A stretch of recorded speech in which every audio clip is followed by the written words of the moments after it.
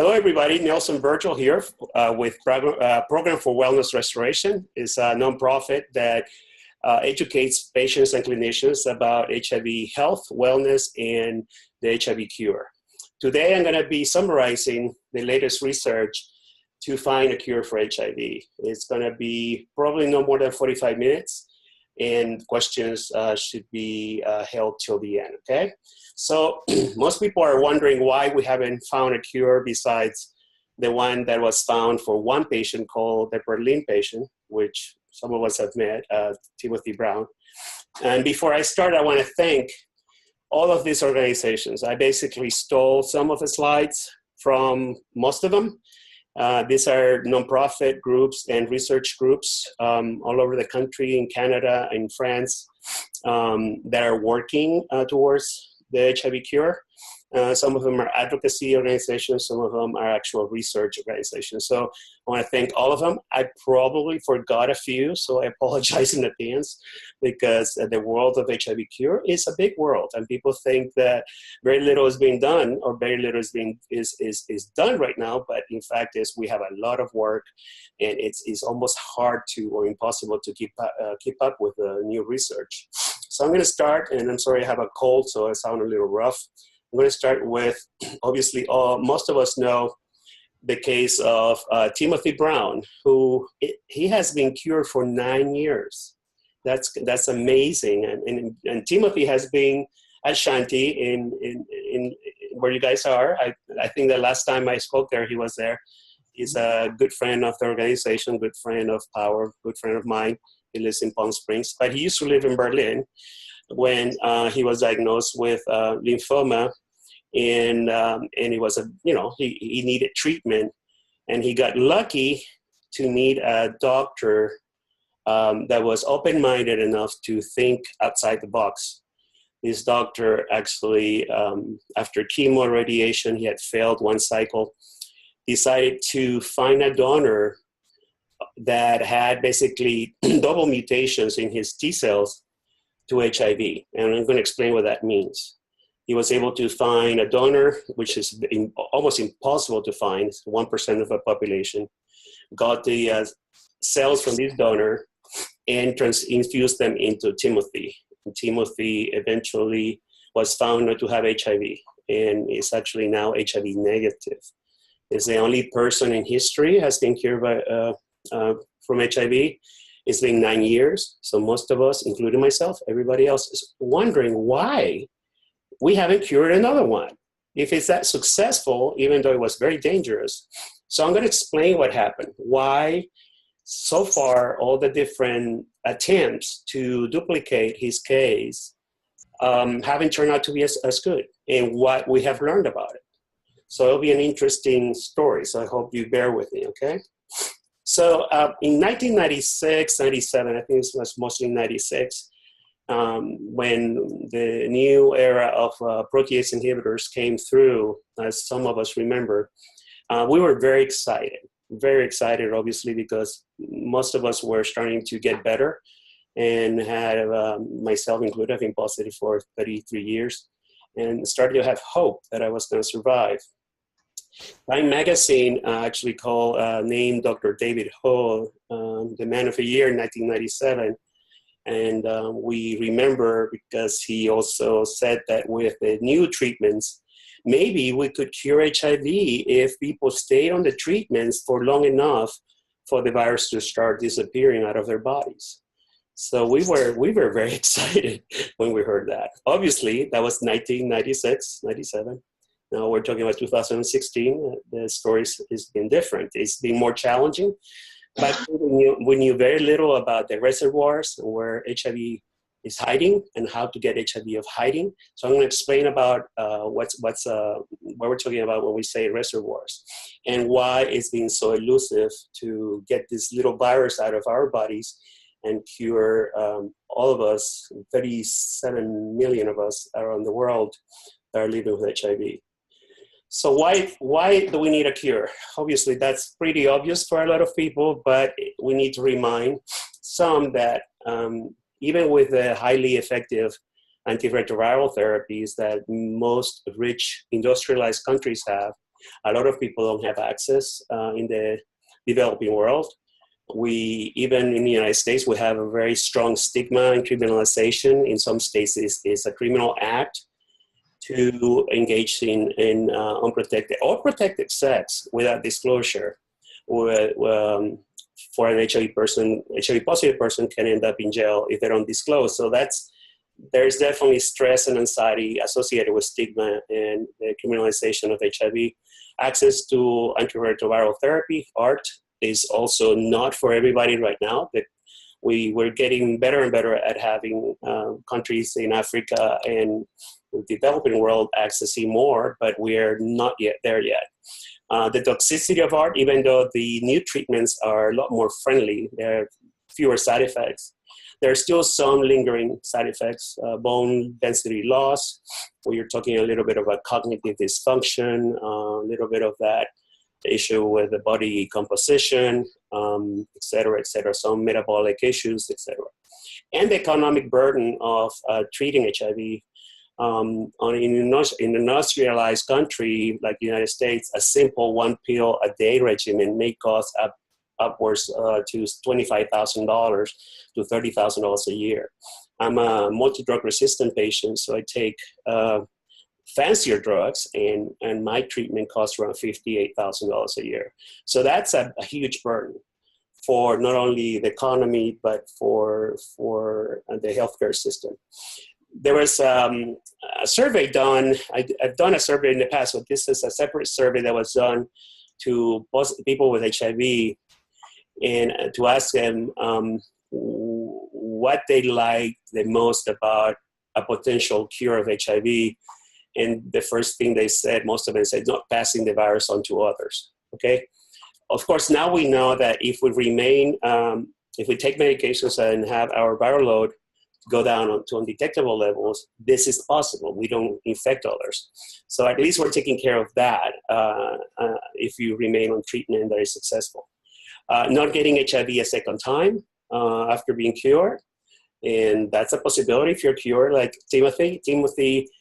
It has been, he was treated with a CCR5 double negative mutation stem cell. He can get infected again with an X4, it's another type of virus. They're very rare, but there's a very tiny possibility, or a dual tropic virus. I'm not going to get into that right now, but there is a very tiny possibility that somebody may get, like somebody like Timothy can get reinfected, but not with the most prevalent virus, which is an R5 tropic. People say it would be amazing to be considered as a person not infected with HIV, not having that stigma that associated with HIV, not having to take medications every day. Now, obviously, we're having more and more information from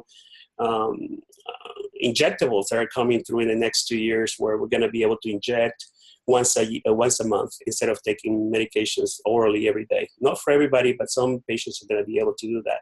So we're moving towards fewer and fewer medications, and no longer needing to see a doctor. That's I don't know. I don't know who is exempt from that, because even HIV negative people have to go see a doctor. But obviously, we get to see doctors every 3 to 6 months, depending on our health. And things have gotten better, as I said before, since '85. I was diagnosed in '86, and back in those days, we had nothing. In '87, we had ACT, which is adilvidine. In '91, we had DDI, then we had B4T, et cetera, monotherapies from basically 87 to 94. So 95, 96, that's when the first protease inhibitors came through. And obviously, since then, we've had a lot more treatments, and we're able to combine treatments in a cocktail of or regimen of 3 medications, which is, unfortunately, we need at least 3 active agents to regulate or control the virus, the replication. We're going to start moving towards a 2 medication regimen within 2 years. Those injections that I'm talking about, it's actually 2 medications that are long-acting. Excuse me, I'm having a little bit of a cold here.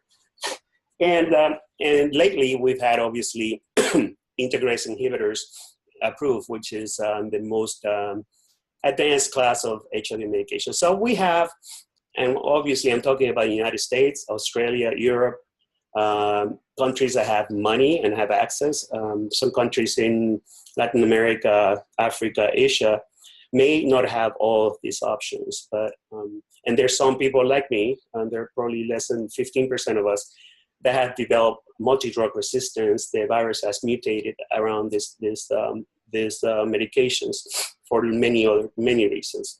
So it seems like we have a lot going on, a lot of good things in HIV, but we still are searching for a cure, because this virus not only is a tricky one and never disappears from your body, but also can cause long-term consequences, even in those of us that have undetectable viral load. And the survival has gotten better too. Back in 95, 96, a 20-year-old person diagnosed with HIV was only predicted to survive for 8 more years. In 2000 and the time period between 2000 and 2002, it went up to 36 years. That was basically due to the introduction of Bactrim to prevent PCP pneumonia, which is one of the opportunistic infections that used to kill us the fastest way. So only the introduction of an antibiotic like Bactrim was able to increase the expectancy, the life expectancy. 2003 to 6, we had some medications that were monotherapy or dual therapy, nucleoside analogs, increased a little bit more on our life expectancy. And obviously from 2006 and onward, we started seeing more and more increases in life expectancy because of protease inhibitors and later on integrase inhibitors. An HIV negative person, obviously, a 20-year-old HIV negative person is predicted to live 60 more years because of the average life expectancy in this country. So we're getting closer. We're still, as you can tell, we're 5 years. There's a lag between HIV negatives and where we are now. But hopefully we'll get closer and closer to that goal if we take care of ourselves. And hopefully with a cure, we'll live to be old people like everybody else. And what happens, this virus is very tricky, like I said before, it mutates. It's one of those little pesky things that it's very smart, but it's very dumb, because it's very smart because it mutates around medications and you have to take a few medications to keep it controlled. But it's dumb because it ends up killing the host. That's unlike herpes or HPV, which are viruses that stay with us but don't kill us. They want to live inside of us, like we're their host. HIV is a greedy virus that kills the host, unless you obviously treat it with a bunch of at least 3 medications. So when you are on treatment, the viral load goes down, obviously, to undetectable viral load, meaning under 50 or 40 copies per drop of blood. And if you stop the medications, the virus basically bounces back. So there's no such a thing as a cure. Some of us have been treating ourselves for many years.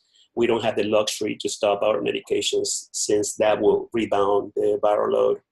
And where does the virus hide? This virus, as I said, is very smart, because it's not only mutates, but also finds ways to hide, even with very successful antiretroviral therapy. The brain, the lymph tissue, lymph nodes, the gut, and all their organs are all reservoir containers of the virus. So even though we're taking medications by mouth, or eventually we're going to be injecting them, the viral load in the blood may be under 40 copies or even under 1 copy. We call it copy is 1 particle. But that doesn't mean that the tissue, especially the gut, that's where we have the most CD4 cells and HIV. That doesn't mean that the tissue is completely clear of HIV. So that is why we haven't found a cure, because the cure would have to reach those tissues and we'll have to kill the virus right there. And that has been not as easy as it sounds. So when we talk about cure, we talk about 2 types of cure. The sterilizing cure and the functional cure. Sterilizing cure means the cure like we know it. I mean, like Timothy Brown. the Berlin patient, he has no HIV in his blood. He has no HIV in his tissues. They have poked him. They have taken samples of many of his organs. He has been a true hero because he allows more and more samples to be taken from him as years go by to prove the fact that there is no virus hiding anywhere. And that's the case. So he's been sterilized from HIV. The other side is a functional cure, which is a remission, meaning we can live without the virus, even without medications, even though the virus may be just living there. It's not going to kill us because we're in remission. There's some patients, and we're going to talk a lot about those patients, called elite controllers or post-treatment controllers, that are people that have their immune systems are so strong that they keep the virus controlled, even like they were taking medications. And they're trying to study those patients to see why their immune system is so effective at regulating viral load. But anyways, going back to the sterilizing cure, HIV eradication, no need for treatment, no longer infectious to others. And there's a huge interest, obviously, by many researchers to go for the sterilizing cure, since that really is a true, what we consider, cure. So on the functional cure, there's some interest in that because people are definitely researching these elite controllers and post-treatment controllers to find out if we can find ways to emulate what's happening in their bodies and apply it to people that do not have that kind of viral immune control. And HIV cure has to be safe. And Timothy's cure was not very safe. He almost died 3 times at a host versus graft disease. So it wasn't safe. He was lucky to survive, but most of us are not going to go through the hell he went through, because that's not only not safe, but also super expensive. He was lucky to be in Germany, a country with socialized medicine, where he was able to be treated, even though he was an American, without any extra cost to him. That would not happen in this country, as we know, in the United States. It has to be effective. It has to be a cure for life. It has to be affordable. I don't know what that means, because nothing is affordable in HIV, as we well know. So somebody will have to pay for it. That's, affordable means it's not going to cost us too much cash out of our own pockets, but obviously somebody's going to pay for it, a third-party payer, the government, insurance companies. How much is it going to cost? We know already that HIV medications in the United States have been priced horribly with high cost. And the cure may be even something that we're going to be shocked when we see the price. It'll be a nice thing to worry about when we get there. It has to be acceptable, meaning people are willing to use it. Something else I remind people is that we have effective once-a-day pills or regimens in this country, and only 30% of people with HIV have undetected viral load in the United States. That's unheard of. We have medications provided for free for people that have no insurance, and we have access to care if you want it, and yet 30% of patients with HIV in the United States have undetectable HIV viral load. That, for me, tells me that there is, and we all know there are more barriers to care and to treatment than just to provide care and free medications. So will the cure be this way? Will people will have a cure, and only 40% of the people are going to be able to access it? That's my concern. Hey, it'll be a good thing to worry about when we get there once again. And will it be accessible to people in the developing world? That's another thing that when we get there, it will have to be discussed, because it would be like hepatitis C, where we found a cure in the past 2-3 years. And now we're getting cured in the United States, and many countries outside the United States that don't have access to hepatitis C cure. And that's also unheard of. The pricing on that regimen is also crazy. So there are a lot of ethical issues surrounding a cure, as you can tell, and it will take a while to get there. So let's talk about how to get HIV out of the reservoirs, out of the hiding places. So basically, we have HIV that is latent, is hiding in certain cells, certain tissue in different organs, and we're trying to flush it out or wake it up. It's kind of asleep. It's not replicating, but it's there, and anything that activates that cell may wake up the virus, and the virus starts replicating again and doing its damage. So researchers have looked at using chemicals, using products, mostly chemotherapy agents, one used for alcohol addiction, and others, in the attempt to wake up the virus and flush it out of the, the reservoir. And once it comes out, obviously do this at the same time as you're providing treatment to that person, and the virus basically gets, treated by the treatment, and that cell eventually dies off. The cell where the virus was hiding dies off. So that's a basic concept on what we call flush and kill, kick and kill, depends on who you talk to. That's what they call it. So that's one part of the cure, and that has the research related to flush and kill has been going on for a while, maybe the past 7 years, with some mixed results. Because obviously we're going to need more than that. We're going to need, as you can tell, we're going to need not only to flush it, to kill it, but to also enhance the immune system so that any other parts of the reservoir can be 100% surely flushed out. So what happens? Let's go through different scenarios on what's been happening with different cases in humans where they have been trying to cure people, or we've learned a few things about people that have been on treatment and that have stopped treatment for many reasons. ART is antiretroviral therapy. Then we have a zero, somebody stops it.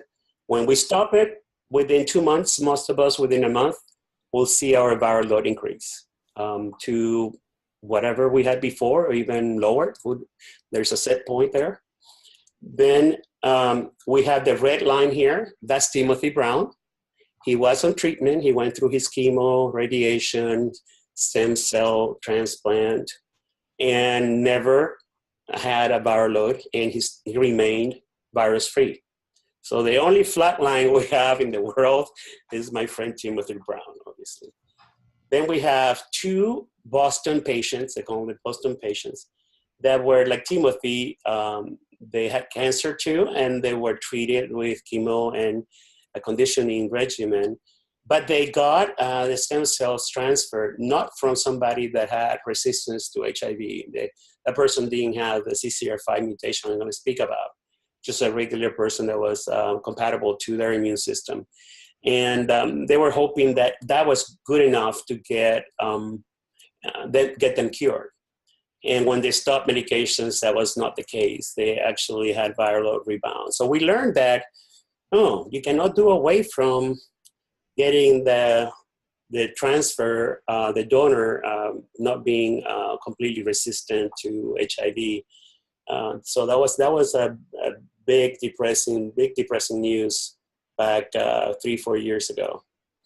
Then we had the news of this baby that was born in Mississippi, and believe it or not, the hospital did not have HIV medication to give his mother before giving birth.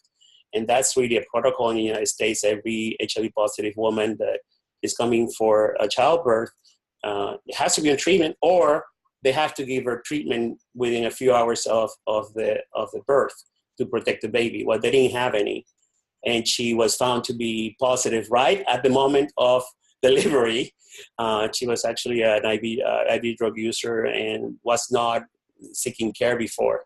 Anyway, so obviously they tested the baby and they found the baby to be positive, and they rushed medications from another center. Within 3 days or so, they gave the baby treatment. The mother took the baby back home and for 2 or 3 months and kept the treatment going. She still had drug use issues. So when the case manager went to see where the baby was and get the baby back into the hospital for check-in, they found the baby had not been taking the medications because the mother didn't give it to him, and his viral load remained undetectable, or no trace of the virus. So we were like, oh my God, this baby got cured because they started the treatment within 3 days. Actually, it was 38 hours, I think. I forget. of the baby, we're finding out the baby was positive at birth. So we were speculating that maybe starting treatment that soon was, especially in a child with an evolving immune system, was a good way to cure babies. The unfortunate news is that eventually viral load came back. So the Mississippi baby was not cured. Another purple line here that you see called Visconti and Spartak cohorts. These are actually patients with HIV that started treatment early, most of them within the first month or the first days of infection. And then for some reasons, every person had a different reason, got off treatment, and they remain, some of them remain with undetectable viral load or very, very small viral loads for many years after they stopped. There are only a few. There's less than 3%, 1 to 3% of the population can do that. We don't quite understand why, to be honest with you. These are patients that we call post-treatment controllers. They were on treatment, they got on treatment very fast, very soon after infection, and then for some reason they stopped and remained undetectable. What happens is the sooner we start, the fewer viruses we have in reservoirs. So it's a very strong message for anybody, especially now that the US guidelines recommend treating everybody with HIV, no matter what the CD4 counts are. It's very good to remind people that starting soon after infection, if you have that luxury, some people just don't know when they got infected, but some of us do. It's probably the best thing you can do to keep your reservoirs from expanding. We are starting to question or wonder if when the cure comes, are those patients going to be the first ones to be cured? The ones that started treatment the earliest? And that's a possibility. Obviously, we haven't proven that yet. So yeah, like I said before, the Mississippi baby and the Visconti cohort, Spartak cohort had started antiretrovirals early. And that's why we may see a different response in that case. But not everybody who starts early have the luxury to get off their medications and remain undetectable, by the way. This is not the general rule. And just to go really quickly, this is what happened to them, the Visconti post-treatment controllers. Most of them were on treatment, in this case, for 5 years or so. They got off treatment. The T cells remain elevated and viral load remained undetectable. So we're calling them post-treatment controllers. They're not elite controllers. They had to get through treatment before. But as I said, that's a very small proportion of the HIV positive population. So elites are someone that has never taken treatment but can keep nearly undetectable levels of virus without medications. They're less than 1% of the HIV population. The post-treatment controllers, someone who has a very small to undetectable viral load months after stopping ARVs. Usually they started ARVs very early, and the Visconti cohort, like I said before, 7% max. I tell people, do not try to find out if you're a Visconti type of patient. It's really, they're not cured anyways. We're still following them, and some of them may eventually develop symptoms of HIV and AIDS. So it's not like they're cured. Long-term non-progressors are someone who maintains a normal T cell count, CD4 count, for a minimum of 10 years without the aid of antiretroviral therapy. We don't know what the percentage is, but it's a small percentage of people too. What I'm dealing with when I educate and counsel patients sometimes is that they have this fantasy in their minds that they belong to one of these three groups. And that's dangerous. I really think we have to be very careful. I mean, as I educate people about the cure, I have to be very careful also on how I deliver that message, because in no way, means, or form, we should be given the hope to, or feeding into the dream that you may become one of these people and either not take your medications. And I've seen a lot of people do that. They think, oh, I'm an elite controller, yes. And then a year later, they come down with something. Or I'm a post-treatment controller, so I'm going to stop the medications. And yeah, obviously within a month, you know if you are or you're not, because your viral load goes up to high levels again. So talking about how some researchers are looking into blocking HIV from entering CD4 cell. And what happened actually to Timothy Brown is that most of us have what we call our CCR5, which is that little, I don't have a pointer to show you. That's the only problem about having a webinar from a screen like this. There's a receptor called the CCR5, chemokine receptor 5, that the virus needs to attach to. And in some patients, in some people, we have a mutation to one of them. It's actually a pair. And in some of the lucky ones, they have mutations for two of them, coming from each one of their parents. The ones that have the double mutation, we call homozygous to CCR5, and they call them CCR5 vector 32s. Those are 1% of the Nordic European population. They cannot get infected with HIV. They're a CCR5 tropic HIV. And that's where Dr. Gero Hutter from Berlin, he searched for a donor that had that double mutation. And that was like finding a needle in a haystack. And he got lucky. Actually, out of 100, he tried different samples until he got to 100, the 120th one he found. And that was actually almost like winning a lottery. It's that hard to find. And he found a donor that was also compatible to Timothy that had that double CCR5 mutation. That's 1% of a Nordic European country population. We don't know why these people have that double mutation. There was a theory that may have not been proven that there are survivors of the bubonic plague back in the days, but that has never been 100% proven. So as I said before, when we start treatment, our viral load goes down and then down and then down some more. And then it goes under 50. That's 50 is what we call undetectable viral load. And in some cases, we may have, let's say, 30 copies per mil, and that's considered undetectable. But in some other cases, some guys may have, or ladies, or may have 1 copy or 0 copies. So what we have found is that there is evidence of a residual viral expression in 1/3 of patients taking antiretrovirals, even for a long time. I'm probably one of them.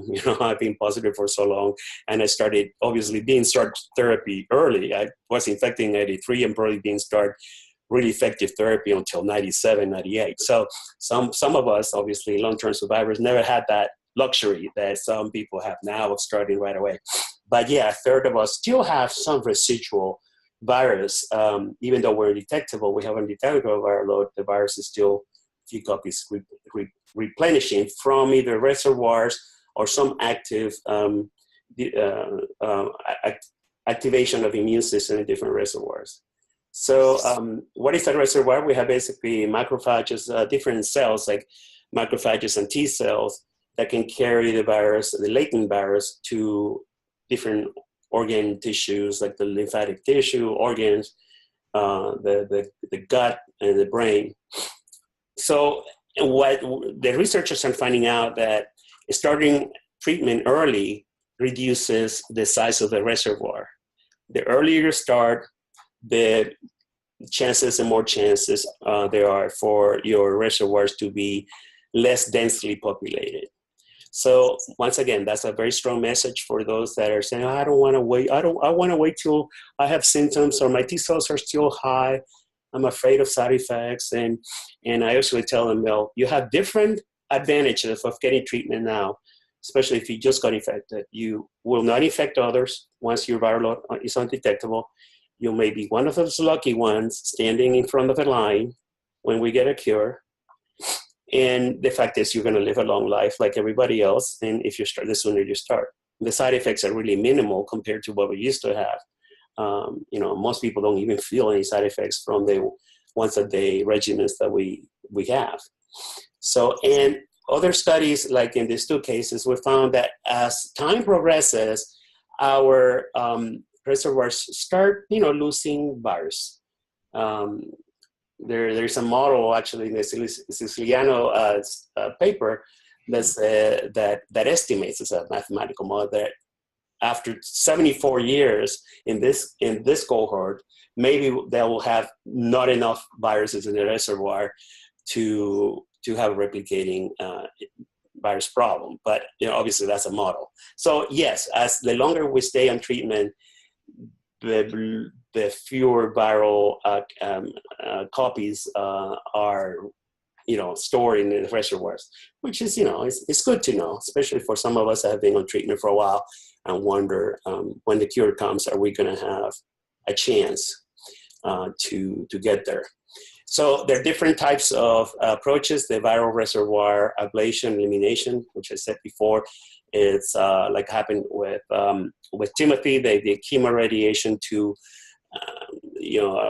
ablate his entire reservoir, and then did a stem transplant from another donor to completely repopulate his immune system with new cells that were resistant to HIV.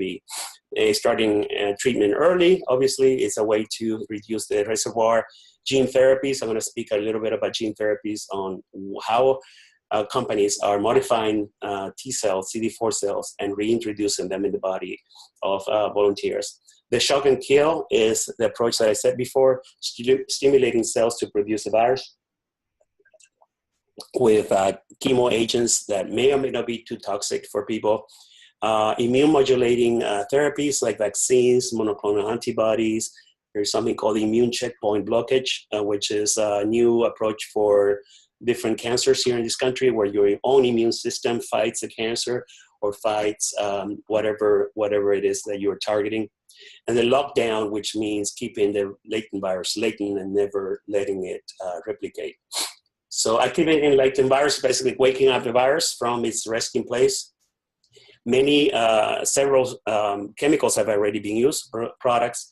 The histone, the acetylase inhibitors, which are using in chemotherapy, and disulfiram, which is used in alcohol addiction of alcohol.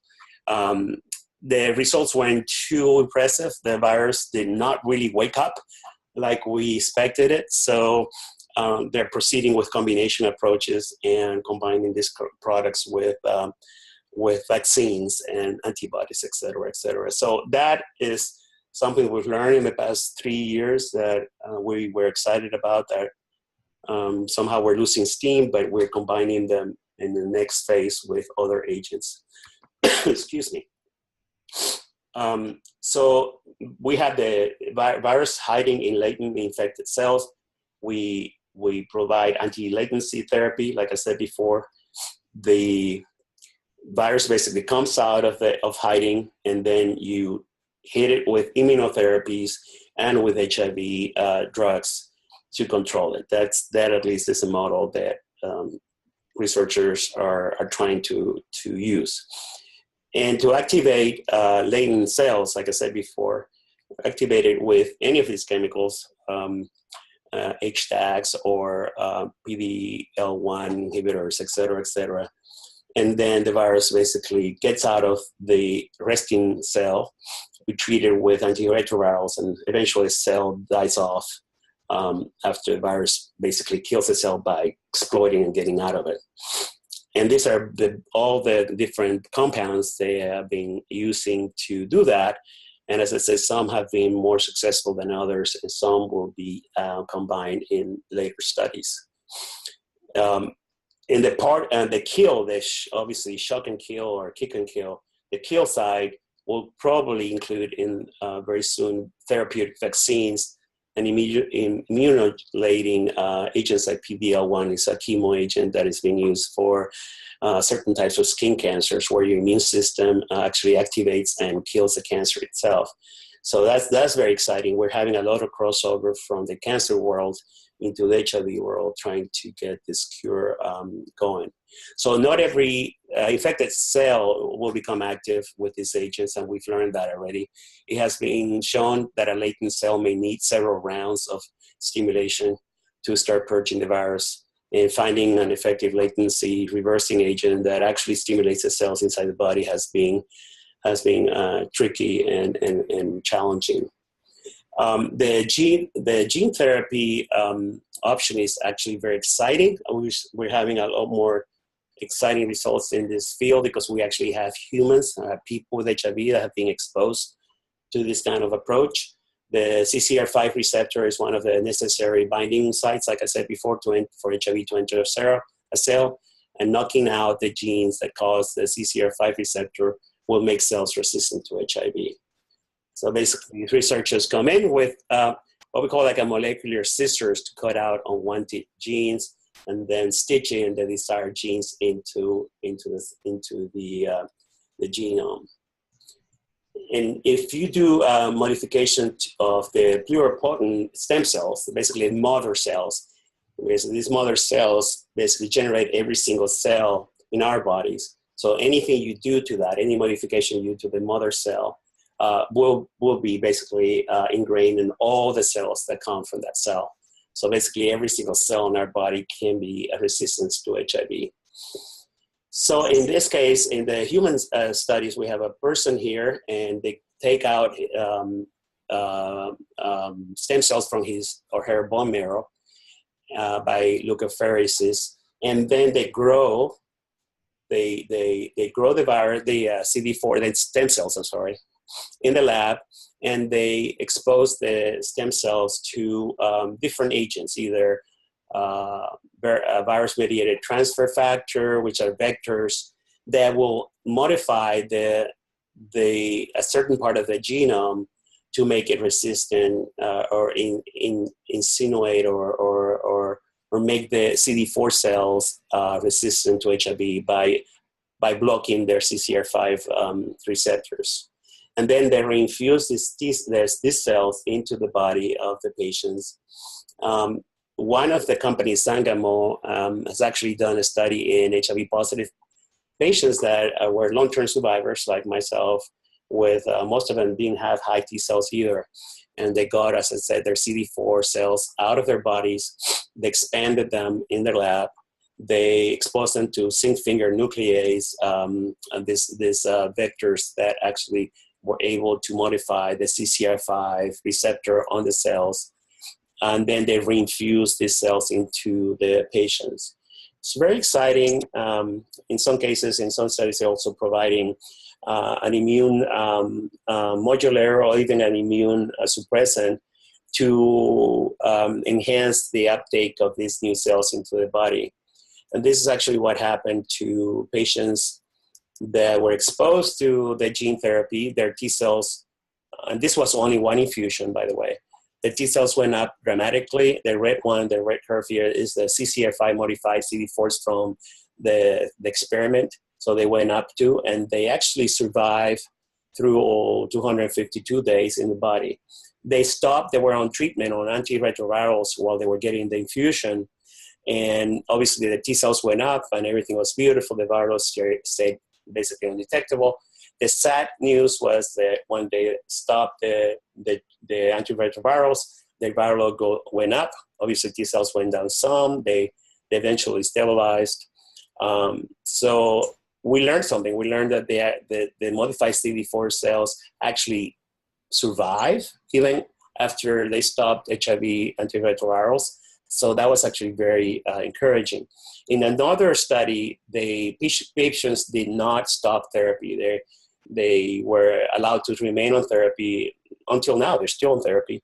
And most of them had increases in CD4 cells that remained high for over 2 or 3 years. So we're very excited at least about that population, because there's some of us that I'm going to talk about here that are called immunological non-responders. And I really want to make sure everybody understands this, because this is a new barrier, the new frontier of HIV for us. As we well know, there's some of us, like myself, that we're called the MDR patients, patients with MDR, meaning patients with multi-drug resistance, a virus that has actually mutated against most medications. Like in my case, I am taking a research drug that finally I'm undetectable, have been so for 4 years. But so that population of us, the salvage patients, are slowly getting better because we have access to new drugs that are saving our lives. But there is this next group that has not been taken care of, is the group that we call the immunological non-responders. Who are these people? These people are patients that have been taking their medications every day. They have followed every single rule. They have been, you know, they have done everything the doctors told them. Their viral load is undetectable for the past 3-4 years, but their CD4s never went up above 200 to 300. They still remain with low T cells. And what we have found in some studies that up to 20% of patients with HIV that are taking medications are immunological non-responders. They're virological responders. They respond. Their virus is undetectable. But immunologically, they're not gaining the CD4s that many people are getting. You know, some people are going up to 500, 600 CD4, sometimes to 1,000. These guys and girls, they feel left behind. I don't blame them. I was one of them. My CD4s just went up to 400 in the past 6 months. I have no idea how that happened. They may go down again, but I always remain at 250, 275 because of also my multi-drug resistance. So this patient population has also been found to have more incidence of comorbidities, and they have a higher risk of infections, higher risk of death, dying before everybody else. So my goal as an activist, and a bunch of us, there are a few of us, at least 10 of us working on this particular population. We're trying to stimulate research by these companies. Most of them are small biotech companies that don't have too much money, but they're doing all this exciting research on gene therapies and stem cell therapies. And we want them to focus first on these patients that need more CD4 cells because they're following every rule, and they're obviously, they have an exhausted, for some reason, immune system that doesn't want to produce any more than they have. We have found already from the Sangamo research that there's hope from those patients. I forget, there are 5 patients in that protocol that were, most of them were immunological non-responders. Their T cells went up from 250 to 700, stayed to 700 for 2 or 3 years. I talked to 3 of them. They felt much better. They didn't have sinus infections. They didn't have diarrhea. Sometimes we get different things that hit us. They didn't have that. So my goal now, and goal of some of my peers, is to, we've talked to the FDA about it and to companies, to start to get more companies interested in increasing CD4s in patients like this, because we think also that in that process, everybody's going to benefit. If we find ways to increase CD4s, keep the CD4s up, make people live healthier and better, everybody's going to benefit, because those therapies will eventually be approved for the entire population of HIV. So that's my little activist talk. I'm sorry if I bore you, but most people don't know. We call them INRs. Most people don't know what an INR patient is. And when I tell patients that are in this group, some of them get very upset because they say, you know, I've been asking that question to my doctor for 2 or 3 years. Why are my CD4s not going up? I'm doing everything you told me to do. And they feel a little cheated, and they feel like nobody's ever told them that, yes, you're not alone. There are actually few of you out there, 20% of people with HIV there are in that situation. Okay. So, so that's my little, my activist goal in the next 6 months or so. So there are other clinical trials coming through. They're recruiting patients with HIV that have lymphoma or leukemia, like Timothy Brown, and who need a transplant. These patients are already being enrolled. They're going to go through stem cell transfers with or without modifications, and some of them will definitely get gene therapy like the one Timothy got. So we'll see what happens. These are the highest risk patients, the ones that the risk to benefit ratio is more justified. Like I said before, some of us in the activist world are trying to push for companies to also study the immunological non-responders, or those that have problems with medications. There are very few people that just cannot take meds. They just have a lot of side effects for some reason. All these trials include chemotherapy, low-dose chemotherapy before they get, the patients get the new stem cells, the modified stem cells. And those can obviously have issues with toxicity. The concern with gene therapy is that gene therapy trials involve different gene editing modifying techniques. They're not all precise. So a serious concern is off-target editing, editing something that we don't want to edit. If the genes other than those targeted are modified, then the potential serious adverse events exist, including cancer. So that's why it's good to start with the patients that are the sickest, the ones that need the chemotherapy agents anyways because they have cancer or lymphoma. The most exciting news in the world of medicine, entire world of medicine, not only HIV, is the CRISPR Cas9 technology that was discovered, I would say 4 years ago, but it was not really presented to the media and to everybody until 3 years ago. And in which they're already, countries from all over the world are racing to edit parts of our genomes that have disease and to cure illness, from diabetes to you name it. And that's the most exciting. This is the most exciting innovation in medicine since antibiotics. That's what I read somewhere in Time magazine, I guess. So the CRISPR-Cas9 technology will be used also to probably modify human genes or integrated HIV genomes directly by cutting that, as I said, that section, a lot like the zinc finger nuclease from Sangamo. Going back to Timothy Brown, this is actually a campaign that says I'm Cure, I'm HIV Equal. It's HIV Equal campaign where they're trying to decrease the stigma associated with HIV, basically saying that all of us HIV positive or negatives were HIV equal. But we want to bring back his case because this is basically where we get to the heart of why is he the only one cured, 9 years. I have to say, I'm disappointed. I'm very disappointed. I was very excited. I remember the day I saw his, the poster presentation. I was walking by the poster area at Croy, one of the conferences, and there was this poster saying, that Dr. Jiro Hutter saying that he didn't use the word cure. It was a remission of this patient. And I read it and I called a few of my friends and said, "Do you read this?" I said, "Oh, it's one of those. It's probably one of those. There is always a cure. There's always a cure. But, it never pans out. It never pans out."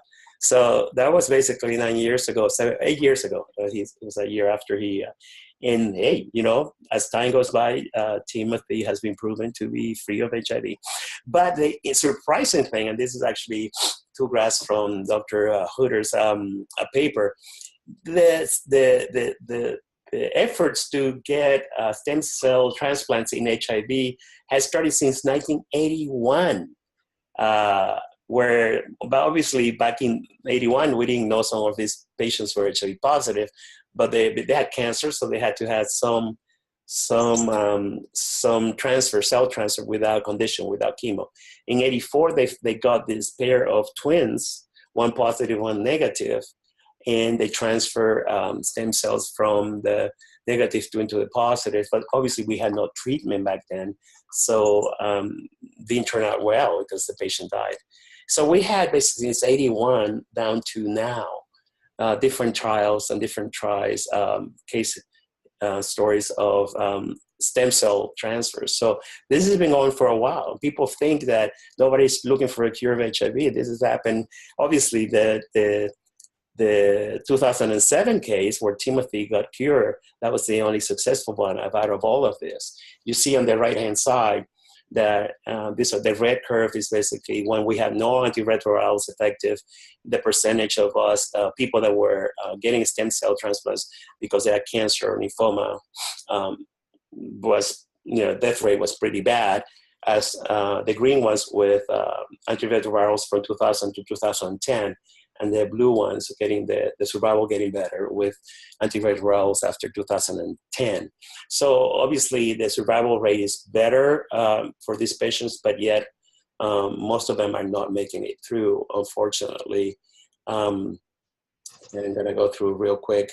This is a list of all the different patients that have been treated after Timothy. This is actually the first slide. I got it out of a paper that was just published last week. Because I was always wondering what happened to all the other patients after Timothy, that why hasn't anybody been cured? All of them died. Basically, Timothy's Berlin is the first one, 40 years of age, Berlin patient, acute myeloid leukemia. He was HLA match unrelated, not a person of his family, gave the stem cells. He's alive after 7, actually it's 9 now, no viral rebound, no treatment. Everybody else, Netherlands, Germany, 2 in Germany, Minneapolis, Chile, Barcelona. Some of them got, there were non-Hodgkin's lymphomas, unrelated or related HLA-matched stem cells, one with umbilical cord blood, and all of them died either of pneumonia or relapse or graft versus host disease, et cetera, et cetera. So it's kind of it's very. I was very happy to see Timothy cure. It's so sad, and it really saddens me that so many more people haven't been able to after him, even though we know more or less what happened to him, and yet they were not able to survive to see the cures. I'm not saying whether the cure worked or not. They didn't have a chance to survive to see if it worked. So that was definitely something that was very humbling, and it's been very humbling for many reasons. So that procedure is currently still dangerous, carries risks. Graft versus host disease is when your body starts rejecting the donor cells, and you can die. Actually, Timothy almost died 3 times. Very small percentage of the population is naturally immune to HIV, so finding those donors is very hard to do and very expensive. Nobody ever has told us how much it costed to cure Timothy, but I'm sure it would have been millions of dollars here in the United States. So therapeutic vaccines, this is the last part of the presentation. Another question is, why haven't we found a vaccine?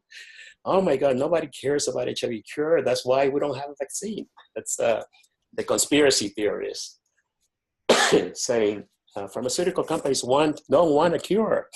I tell them, everybody wants to make money in this world, but pharmaceutical companies, everybody wants to get a cure. Everybody wants the notoriety, and the cure is going to be expensive. They'll make money out of cure. But HIV vaccine is also being elusive. A lot of them have been tried. The neutralizing antibodies that can bind and kill a variety of HIV mutations have been pursued. But HIV mutates very rapidly. It can be difficult to find a broadly neutralizing antibody that can effectively work long enough to knock out HIV. Overstimulation of the immune system can lead to an increase of target cells for the virus. So while you're trying to vaccinate somebody, it may actually turn out to be worse for them. Obviously, we have milestones in HIV from the 70s. 81, obviously, the description of HIV. 84, the blood test. 87, the first RB. 91, the second RB. 96, effective antiretroviral therapy. 2012, we have treatment as prevention, which means, once you reach undetectable, you cannot infect others. And then in 2012, we had PrEP, which is prevention with the use of a pill, Truvada. And when it comes to vaccines, they have tried many vaccines in the past year, since 1988, really. So it's another one of those stories that is not being told to the people out there, that it's really, we've tried many approaches.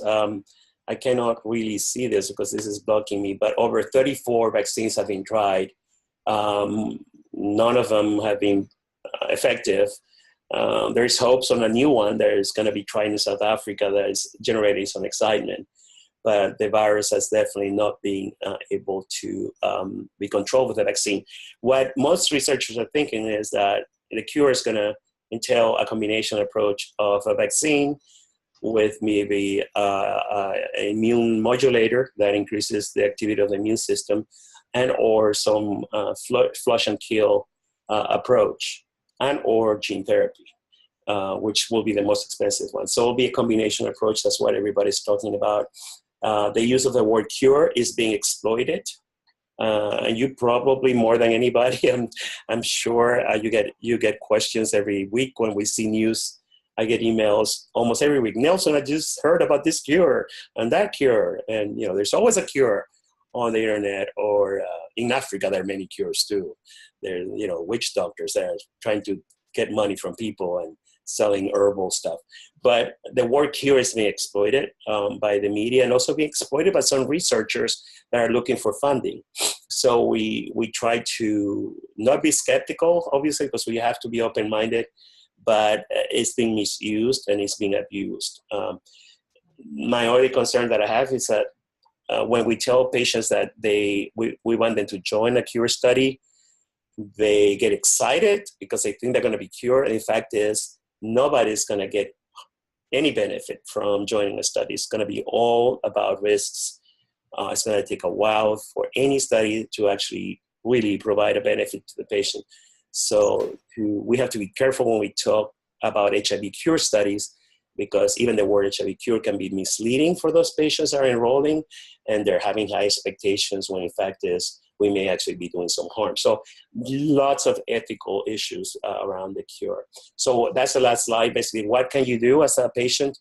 Well, start treatment as early as possible. If you're already on treatment, tell others why starting treatment early is a good idea. Not only because we become less infectious, we protect our health, but also we may have a lot smaller reservoirs. Stay on treatment, no drug holidays. That's not cool anymore. Some of us used to live through those days where we were doing drug holidays, and obviously that did not work out too well. Volunteer for research if you can. Obviously, there's a website called clinicaltrials.gov that the government in the United States runs. And then if you just click the search engine there and type HIV cure or HIV, you'll find all of the studies that are looking for patients. Advocate, join your local community advisory board.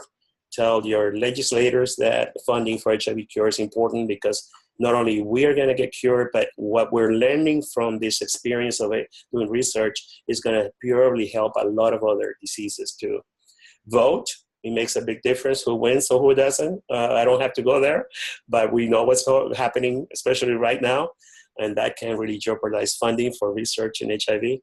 And stay informed. There's several newsletters out there, very good newsletters from different groups. The Treatment Action Group in New York is one. AVAC is also another great organization. DefeatHIV.org and thebody.com. And I have here the links to use to subscribe to the newsletters.